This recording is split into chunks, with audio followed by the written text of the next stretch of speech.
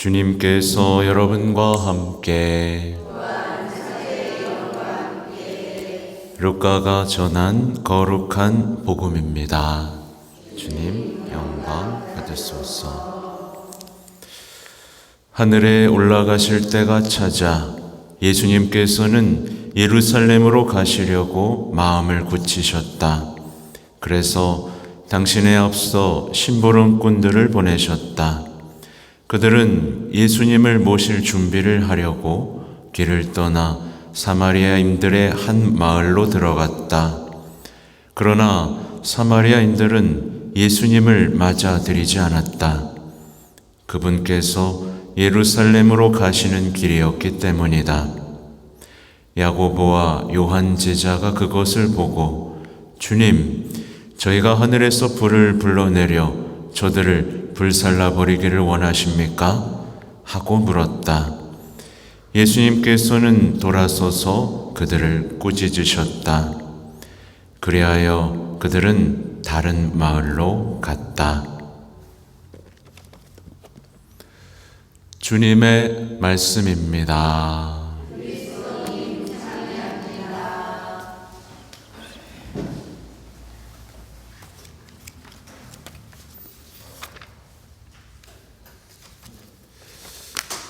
찬미 예수님.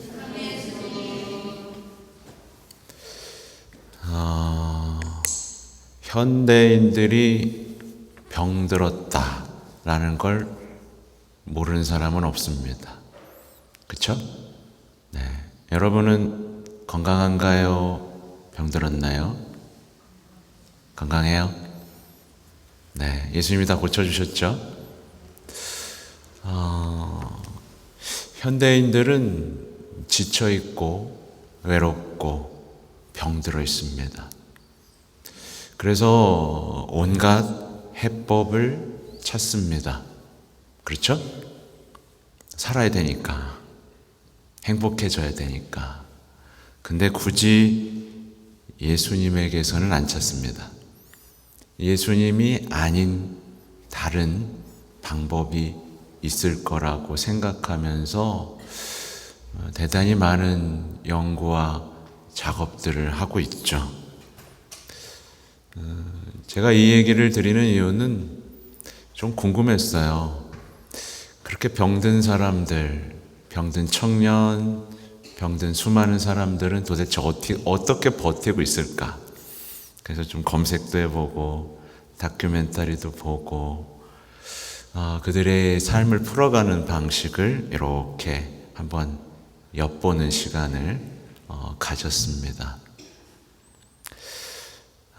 근데 이게 보면서 되게 안타깝다라는 생각이 들었습니다. 대부분 우리 다 알고 있는 것들이잖아요. 그죠?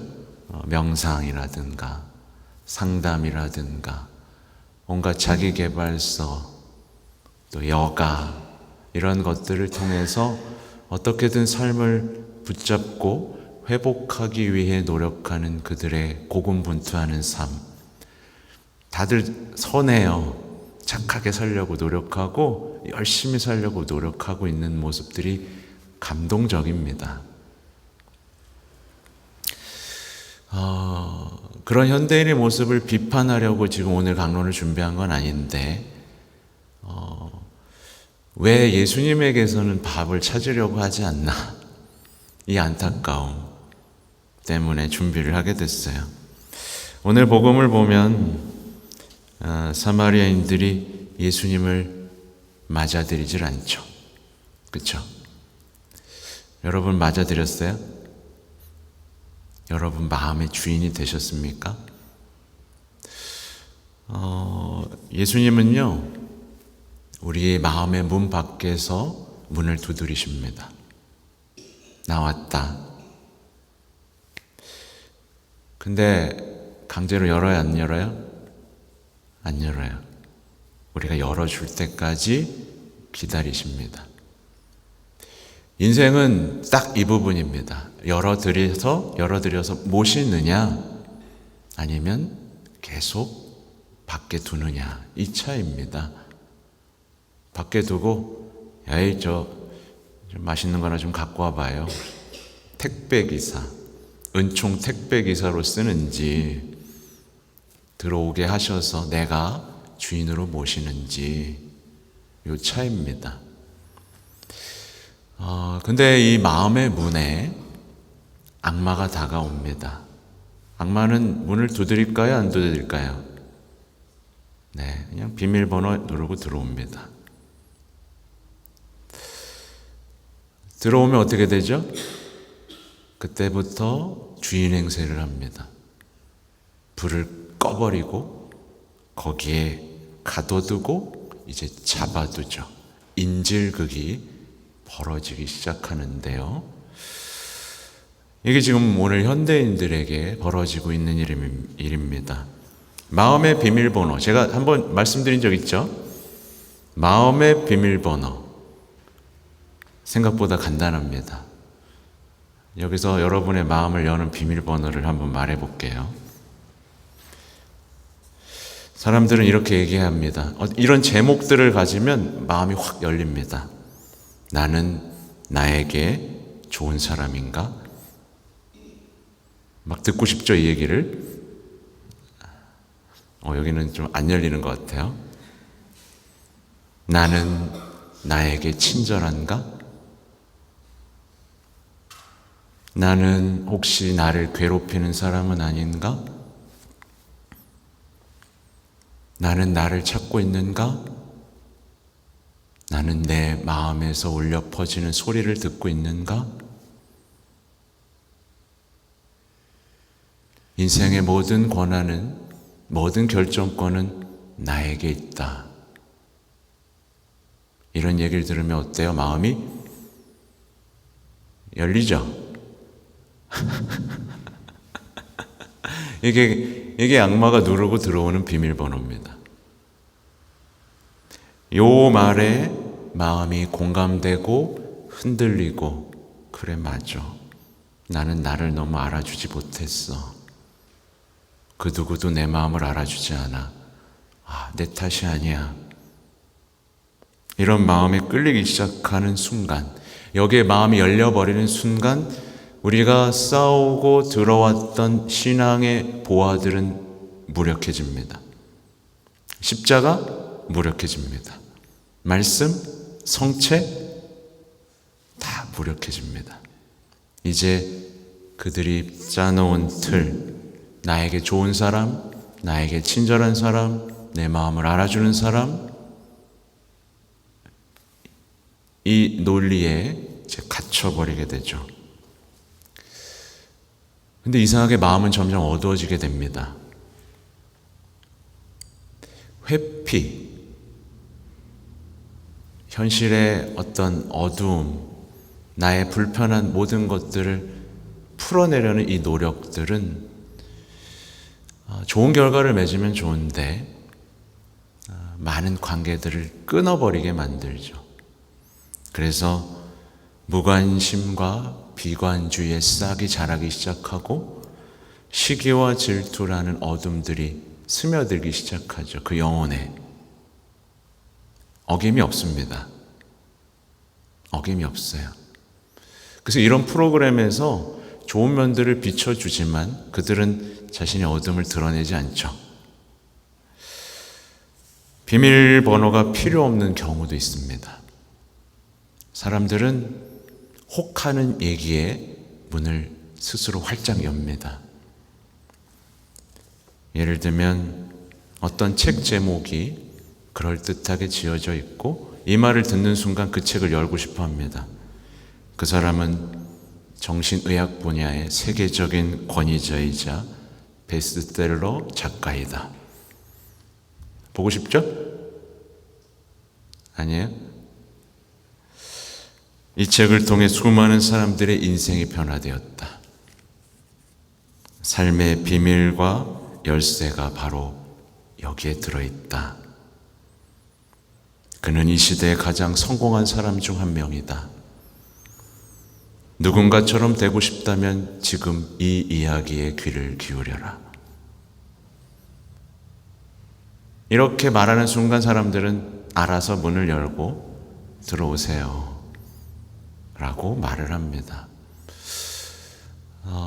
그냥 막 다 살펴봤어요. 서점가의 베스트셀러에서부터 사람들이 마음을 어떻게 다루고 있는지. 근데 문을 딱 여는 순간 어떻게 될까요? 그때부터 주님이 주시는 축복, 그리고 악마가 걸어오는 유혹을 이제 구분할 수 없게 됩니다. 여러분은 유혹하고 축복을 구분할 수 있나요? 구분을 못하게 됩니다. 마음을 열었어요. 그냥 자기한테 좋은 건 좋은 거, 나한테 나쁜 건 나쁜 거, 자기만 알고 살게 되는 괴물이 되어가는 과정이 시작되죠. 예수님께서 우리 마음의 비밀번호를 모르실까요? 알고 계시죠? 현대인들이 바라는 메시아상을 모르실 리가 있을까요? 네, 아시죠? 사람들이 환호할 만한 말, 기적 못하실 리가 있을까요? 네, 다 하실 수 있습니다. 그러나 예수님께서는 조용히 문을 두드리고 기다리십니다. 매력적이진 않아요.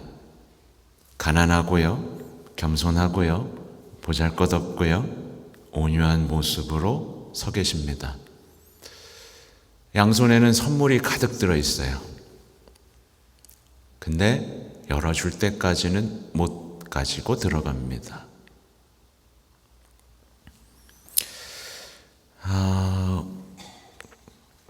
지금까지 얘기한 거를 들으시면 아시겠지만 많은 사람들이 이제는 더 이상 예수님을 맞아들이지 않습니다. 어쩌면 여기 나오신 이 미사에 참석하신 분들도 예수님께는 문을 안 열어들었을 수도 있어요. 성탄의 밤에 있었던 일은 여전히 반복되고 있는 거죠. 고요한 밤, 거룩한 밤, 예수님의 가족을 아무도 맞아들이지 않았죠? 그 축복을 다 걷어쳤죠? 그렇게 오늘날에도 사람들은 예수님과 성모님과 성요셉을 밖에 세워둔 채 뭐만 챙겨요? 자기 마음 챙기기에만 몰두하고 있습니다. 더 심각한 건 뭐냐면 예수님은 광야로 가셨죠. 그리고 뭐랑 싸우셨죠? 유혹과 싸우셨어요. 유혹과 싸우셨어요. 왜요? 우리도 싸워야 된다는 걸 알게 해주시려고. 그리고 주님의 기도도 알려주셨어요. 유혹에 빠지지 않게 하시고 라고 말씀하셨죠. 근데 오늘날 사람들은 겁이 없어요. 겁이 없습니다. 유혹과 싸워요, 안 싸워요? 안 싸워요. 유혹과 왜 싸워요? 유혹에 겁도 없이 달려듭니다. 예수님이 싸우셨던 그 세 가지 유혹에 겁도 없이 달려듭니다. 소유, 탐욕, 자신의 영광을 추구합니다. 겁도 없이. 이거 다 유혹이라고 말씀하신 거죠. 근데 세상 사람들은 좋은 거다라고 말을 하죠. 그리고 겁도 없이 경배하면 모든 것을 다 주겠다라는 유혹자와 거래를 시작하죠. 끝난 겁니다. 그럼 끝났죠? 여러분 세 가지 유혹과 싸우고 있어요? 추구하고 있어요?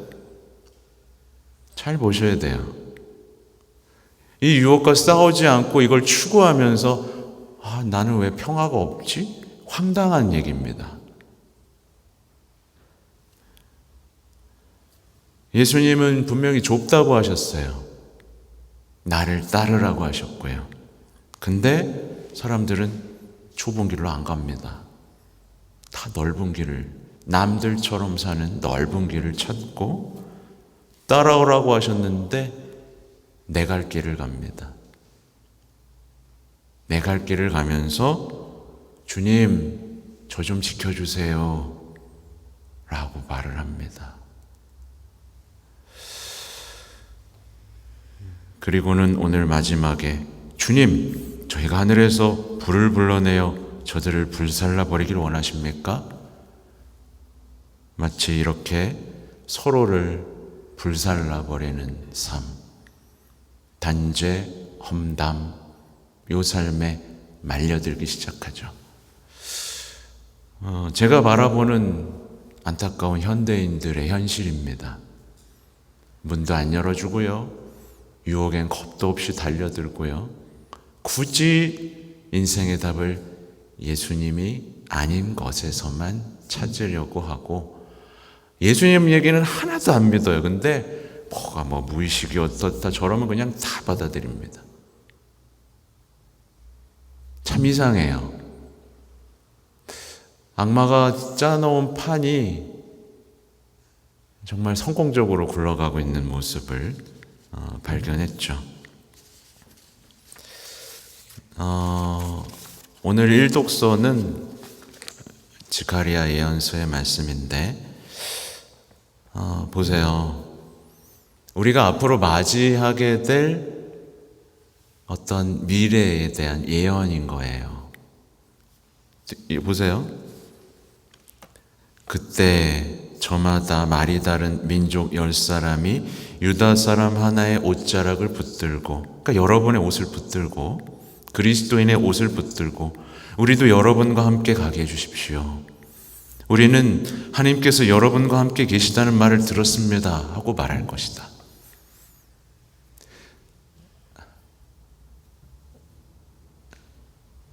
뭔가 이해가 되시죠?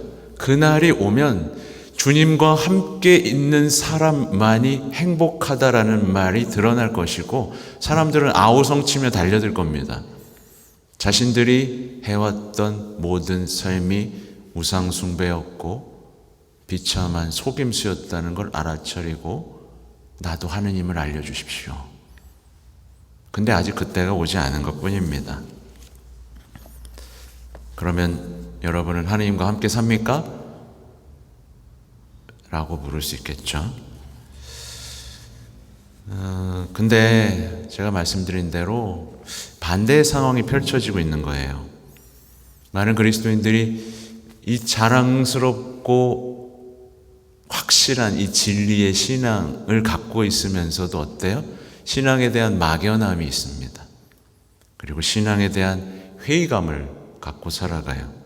그리고 반대일, 이방인의 옷자락을 붙들고 있어요.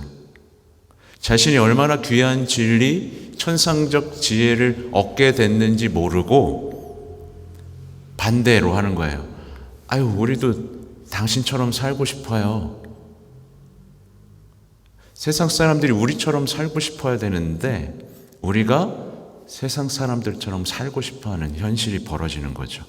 우리도 여러분에게 배우고 싶습니다 라고요. 이 귀한 말씀을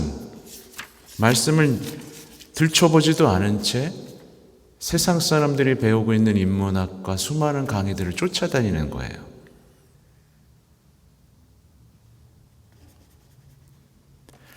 우리와 함께 계시는 하나님을 버리고 세상의 스승을 따라 나가는 거죠. 우리는 우리가 가진 신앙의 보물들 다시 발견해야 됩니다. 우리가 얼마나 값진 것들을 갖고 있는지 알아채야 돼요. 그날이 오면요, 모든 것이 있는 그대로 드러나게 될 겁니다. 우리는 영원한 말씀을 붙잡고 살지만 그들은 뭐예요? 만들어진, 언젠가 사라질, 어제는 이랬다가 오늘은 이런 변덕스러운 이론을 붙들고 삽니다. 다 사라질 겁니다. 우리는 빛을 붙들고 살지만 그들은 어둠을 붙들고 살고, 우리는 영원한 생명을 붙들고 살지만 그들은 죽음을 붙들고 산다는 것, 이게 다 드러나게 되어 있습니다. 말씀을 지키는 사람이야말로 행복하다는 사실이 이제 온 세상에 드러날 때가 옵니다. 말씀이 얼마나 위력적인지도 그때가 와요. 근데 우리 왜 그러는 거예요? 이 영원한 말씀을 붙들고 살아야 되는데 왜 자꾸 사라져버릴 쓰레기를 끌어안고 사는 건지. 아무튼 그날이 되면, 이 시기는요 시련의 시기입니다. 견뎌야 되는 시기예요. 믿음을 지키고 빛의 자녀로 살아가야 하는 순교의 시대입니다. 그날이 오면 누가 환하게 빛나는지가 드러나겠죠. 세상의 어둠이 짙을수록 빛의 자녀들은 드러나게 되어 있습니다. 그리고 이 시대에도 마찬가지죠. 여러분이 빛의 자녀로서 이 어두운 세상에서 환하게 빛난다면 여러분 주변 사람들은 여러분에게 물어볼 거예요. 붙들고, 네, 우리도 당신에게 배우고 싶다고. 당신이 믿는 하느님, 나도 믿고 싶다고요. 그러니까 우리는 하나님께 영광을 드리고 하나님과 함께 있는 신앙인, 문을 주님께만 열어드리고 깨어있는 신앙인. 진짜 우리 소중한 거 많거든요. 그죠? 우리가 배웠던 보물들을 한번 둘러보시면 좋겠어요. 이렇게 둘러봐도 얼마나 많습니까? 그죠? 오늘 보물들을 한가득 끌어안고 가셔서 그것을 누리고 그것이 얼마나 소중한지를 돌아보는, 그리고 그동안 누가 내 마음에 비밀번호를 열고 들어왔다면 이제는 열어주지 마세요. 속임수입니다. 아셨죠? 네, 잠시 묵상하겠습니다.